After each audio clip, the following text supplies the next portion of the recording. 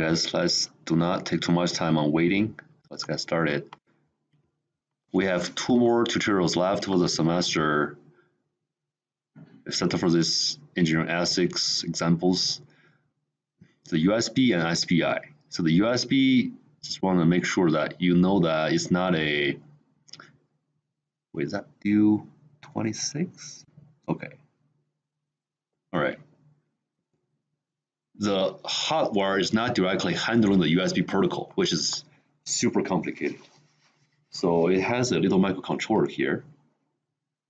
You see this one, this IC chip.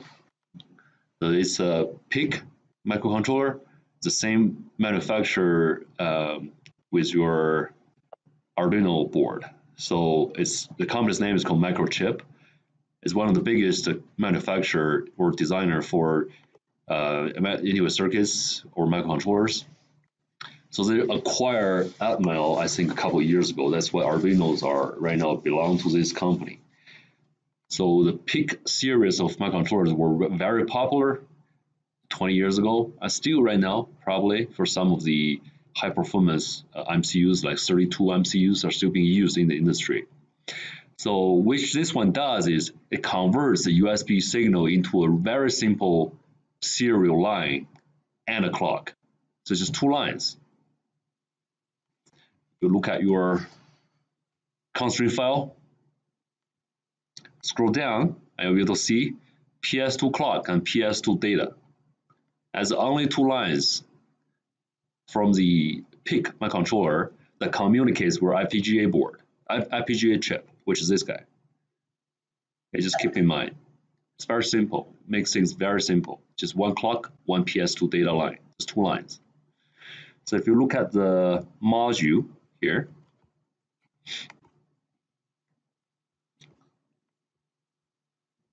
the one on the right hand side is a USB keyboard controller. And here is a kind of top, not the very top, but it's a top just for this demo. And if you want to repeat the work over here, you just need to simply type these 2 scripts in GVM and synthesize it, it should be able to repeat it. So what this one does is it processes the key that has been pressed on the keyboard and then shows the number of that key on the LED. Keep in mind, the number I just talked about is not the number of the key. Every key has a code. It's called key code. So where to find the key code? It's over here. So for this key, the key code is 16. It's a hex number, so on and so forth. For each key, it has a code. This is 54. Okay. If you press, I pressed 1 and 2, 3, like these numbers. So I showed the key code here as the upper byte, and the lower byte, just the LEDs were toggled. If I press 1, LED 0 will be toggled. See, here's how that works. For 16, that's receive the data from the board, from the keyboard. So what is 16 as a key code? 1. If the key code is 1,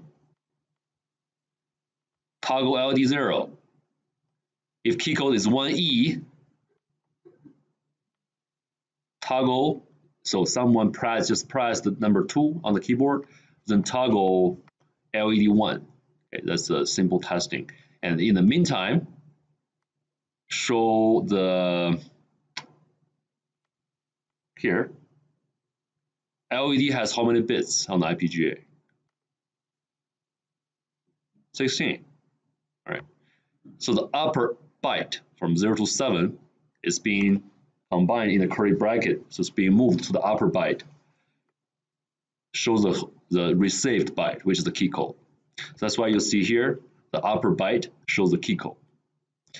So it's 0001, 0110, which is 16.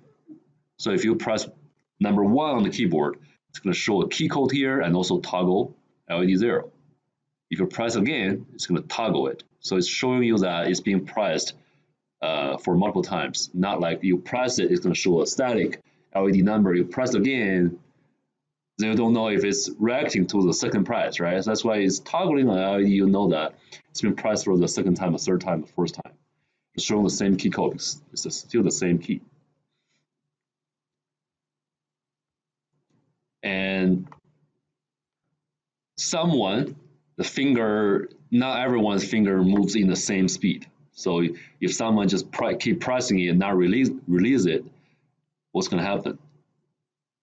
You can define whatever is going to happen. But on your desktop, if you keep pressing one key, you press it, it pauses for like half second, right? And then keep inputting that key, that number on the display, right? Let's try the calculator. So if I press 1, it pauses for a half second. That's how they design their software. But you don't, or design their digital. I think it's probably being handled by the operating system. But anyway, it's just a strategy you can implement it either in software or in hardware, either way. But I think this one is not, this example, if you do not release it, they won't keep inputting that same key over there. It's not keep toggling that pin. No, you don't have that mechanism to toggle it. It has to be released first, and then you press it again, it's going to toggle it.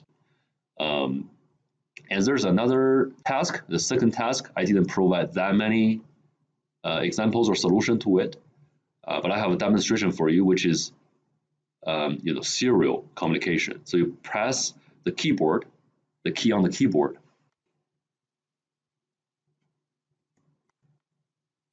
and it sends the key code through a USB and the PIC microcontroller to the IPGA, and the IPGA process it, and you have to implement a UART transmitter module in it. It's a TX. You don't need RX, just TX. So TX send that key code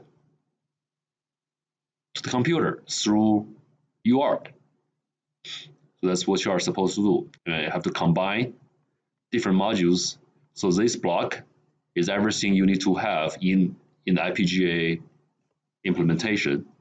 So see, I have a UART module here, and I have to instantiate in the top, and also another module to receive that data. This is not a module, to be honest. This is just a data bank, 24-bit data bank in the top.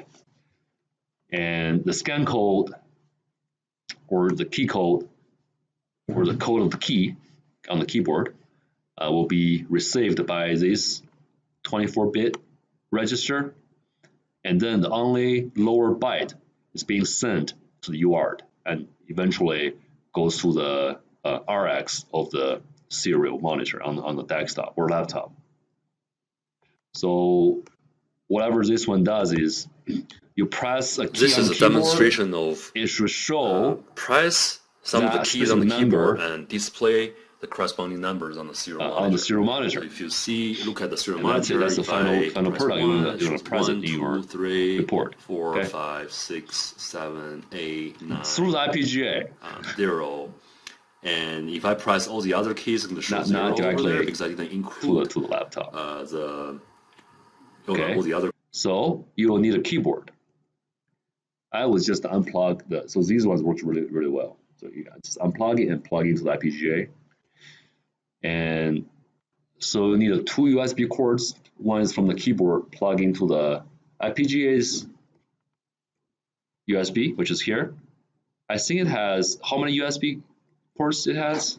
1 or 2? Just 1? Okay. Some of the bigger or more advanced IPGAs, they have 2, so you can have a mouse and keyboard at the same time. This one is just 1, right? And you need another USB cable as a serial communicator to download the program, and also for serial communication to the serial monitor. And I think that's it. You don't need any other cables or something.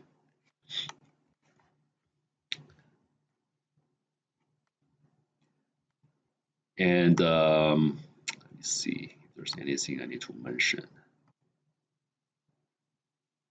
So let's look at the USB's core here, the controller.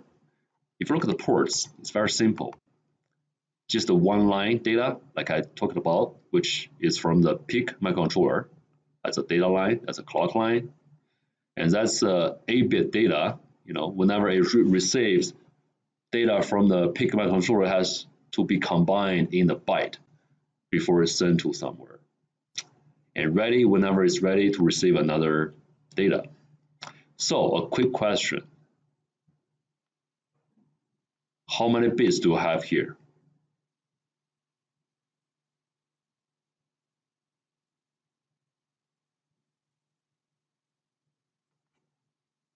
How do you figure that out?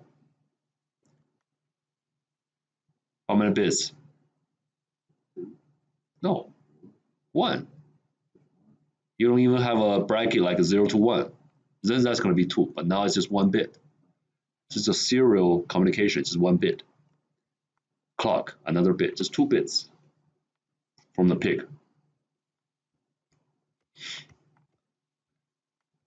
See? That's a PIC microcontroller, that's a keyboard, USB, connect to the board, and then it sends the signal to the PIC microcontroller, which processes the USB data or signal and convert it into the PS2 data, which is just 1 line and 1 clock.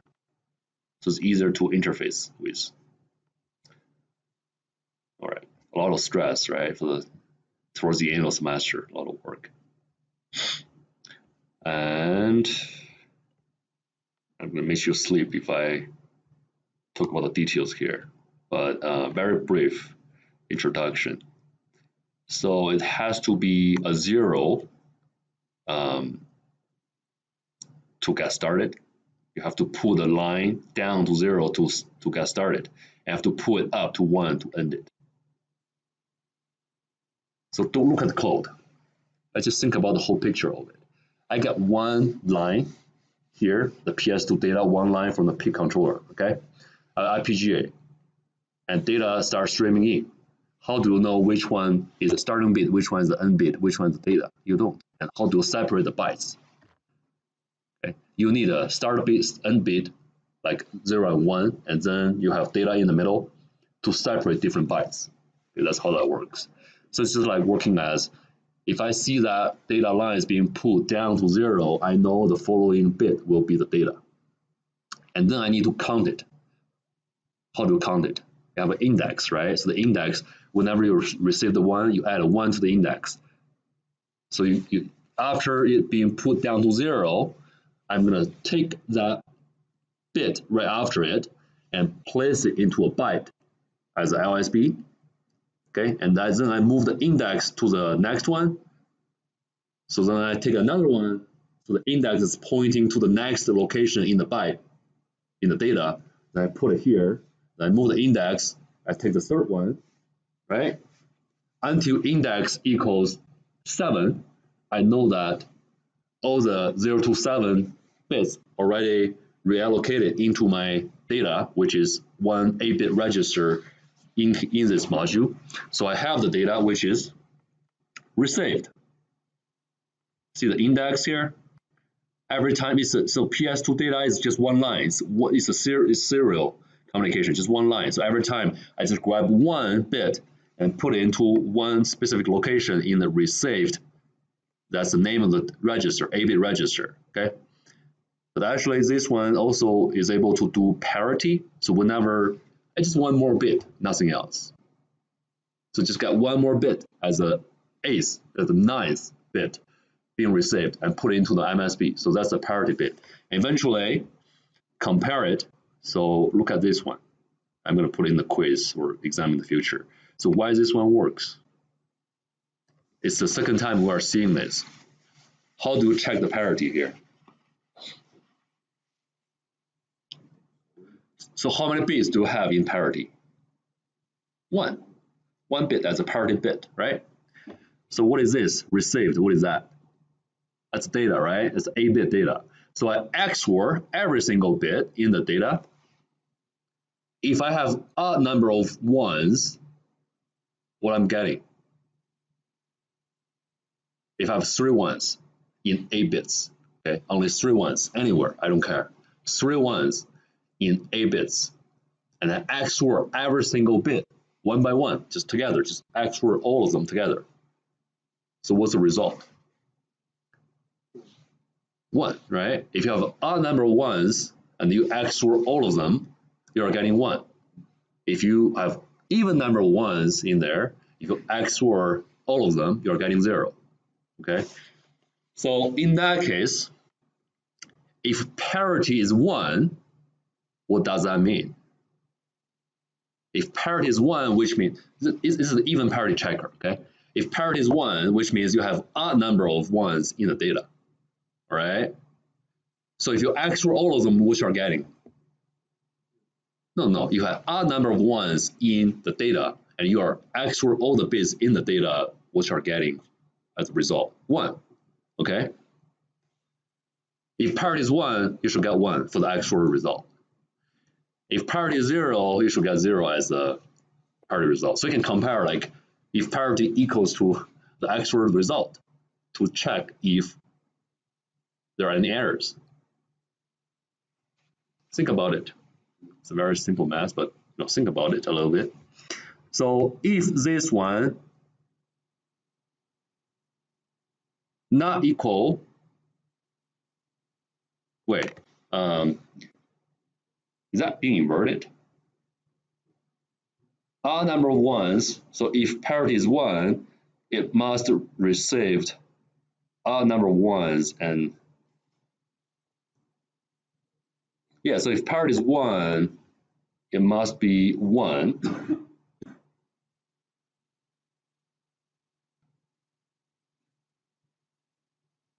Then you invert it, it becomes 0, right? If parity is not 0, if parity is 1, it's not 0, which means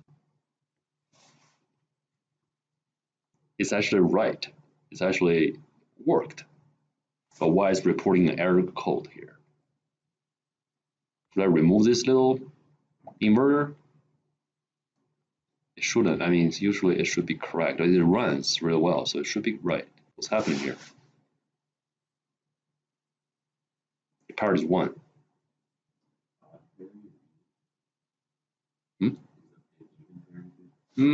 Making sense, right? So parity checker. Have to check the. Oh, so this is in that case, this is the odd parity generator, though. So in that case, if you are doing that, you are using a serial monitor here. You have to check that setting, change it to odd parity checker. I hope I'm right here. Otherwise, I have to double check. I think it is, right? I mean, let me know if you find out this is wrong.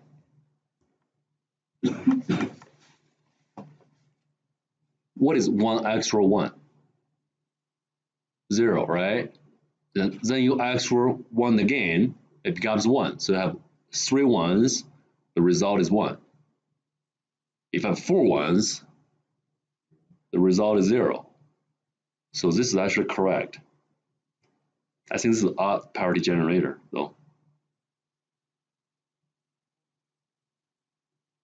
Or checker. This is checker, not generator, sorry. It's a checker. So the PS2 keyboard is a odd parity generator over there. That's why. So when you press it, it's actually it's generating an odd parity bit. Okay, let's just put it that way. And you need a top module to put this one in there. So one thing you need to know, which is F0. F0 is a code from the keyboard indicating that the key is not, the key is released. You know what I mean? So it's sending bytes. So that keyboard has PS2 data, usually 1 line, 1 clock. So that 1 line sends bytes. And these bytes, you need to place them in a certain place and you need to check what are they. That's your task. If it is sending F0, which means the key someone just pressed is not released yet. So what that one does is, if you press a key, if you don't release it, the next data, the next byte being sent is going to be F0. It's defined, it's this, whatever they already engineered in the keyboard. Just keep in mind. And that's how you can check if it's being released or not. So I'm pretty sure in that case, there shouldn't be a key has a key code F0, right? It's going to confuse the system. Do you have F0 there? You can double check. So there shouldn't be a key code which uses F0, okay? And I didn't see F0. So you can use F0, if the keyboard is outputting F0, which means it's not released, the digital system runs really fast. Actually, what's going to happen here is you press it, it's going to keep sending F0 like crazy, like thousands of times. Okay, if it's sending F0, if it's received, it's not released. So it's sending F0, which means it's still not released. Okay, still being pressed. Wait, is that right? Received.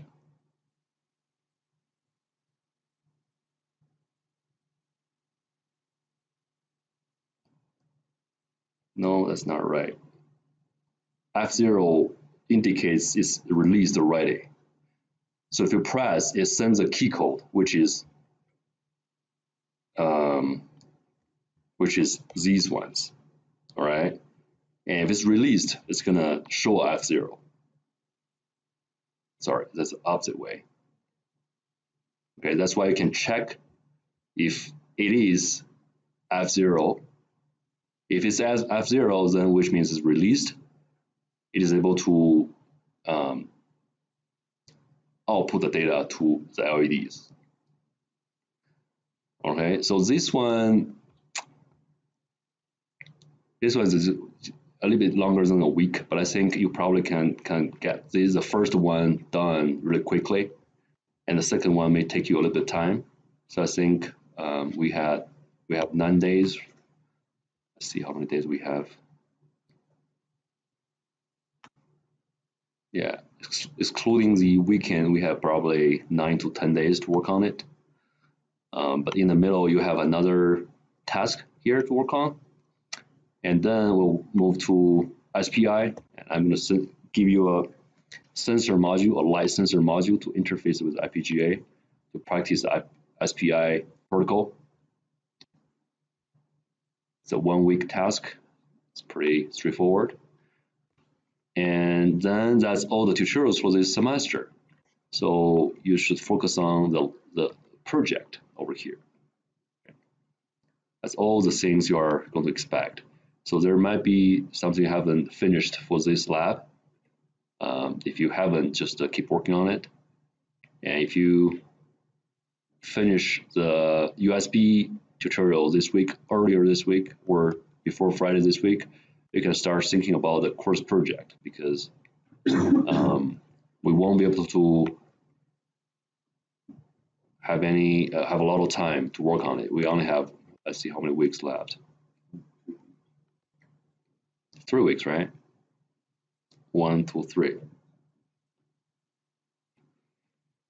A little longer than 3 weeks. And you need a 1, 2. This is trivial. 1, 2, and 3. You probably have started this, right? At least the week 1, the part 1 has been submitted, and then part 2. So 1, 2, 3, 4. 4 different work or tasks.